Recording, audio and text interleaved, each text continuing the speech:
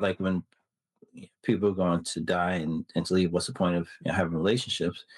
I think of the story of Joseph. Before I even get into Joseph, I say, as a Christian, as a believer, we actually also should expect that we're going to grieve more than maybe even people that's not a believer, not Christians, not because we're called to love like no one else. Like we're supposed to love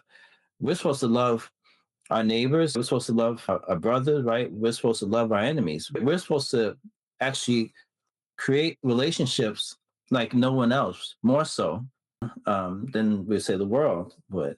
So we actually are more susceptible to grieving than other people are.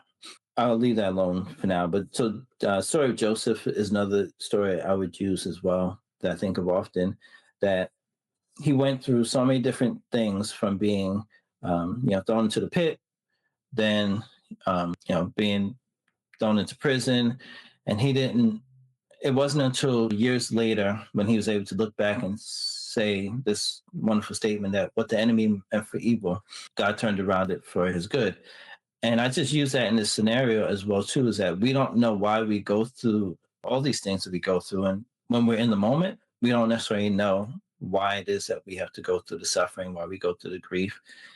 But down the road, we may be able to look back on this point and say, you know what?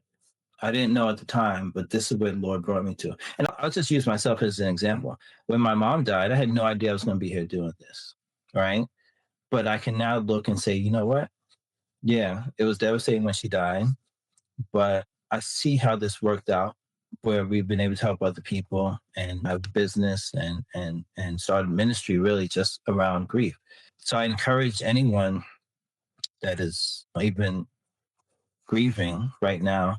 Yes, it's definitely hard and it's definitely devastating, but allow that the wisdom of the Most High God has something greater that is going to be a result of this. And my favorite scripture is Romans 8:28, and we know that all things work together for good to them that love Him and are called according to His purpose. So we may not see it now, we may not understand now, but there's some good that the Lord can bring out of even the grief.